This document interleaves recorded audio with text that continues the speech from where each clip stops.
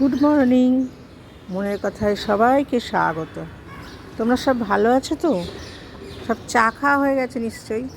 আমিও চা খাচ্ছি ব্যালকানিতে দাঁড়িয়ে দাঁড়িয়ে। তোমরা তো জানো আমি মেয়ের এখানে এসেছি, তাই ভাবলাম তোমাদের সাথে একটু শেয়ার করি আমার মনের নতুন বছরের যা যা রেজলিউশন নিয়েছি তার একটা বিশেষ প্রথম পয়েন্ট। বাড়িতে গিয়ে আমি হাঁটবো। আমাকে ডাক্তার বলেছে হাঁটতে, কিন্তু আমি কুড়েমি করে হাঁটি না। বাঙালিদের একটা স্বভাব আছে জানো তো, ভাত ঘুম। সেই ভাত ঘুম দিয়ে দুপুরবেলায় আর বিকালে বেরোতে ইচ্ছা করে না। কিন্তু এইখানে শহরে তো সকাল বিকাল কোনো ব্যাপার নেই, এখানে সব সময় এক। আমি রাত 3টের সময়ও দেখেছি সবাই দৌড়াচ্ছে।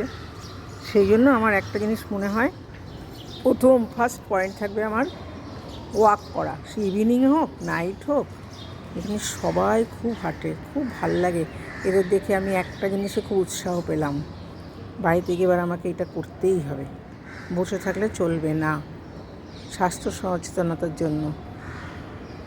এইটাই তোমাদের সাথে শেয়ার করলাম, মনের ইচ্ছা। আমি সেদিন বললাম না যে আমার যা মনে হয় কি একটুখানি তোমাদের সাথে শেয়ার করি, একটা নেশার মতো হয়ে গেছে। তবে এই হাঁটাটা যে কতটা জরুরি আমি এদের দেখে বুঝতে পারি। এতে কি শরীর ভালো থাকে শুধু না, মনটাও কিন্তু খুব সুস্থ থাকে জানো তো। আমি দেখছি তো, আমার হয়তো এরকম সুবিধা আমাদের ফ্ল্যাটের সামনে নেই, কিন্তু ইচ্ছা থাকলেই উপায় হয়। একটু হেঁটে গিয়ে একটা পার্ক আছে, ওখানেই আমি হাঁটতে পারি।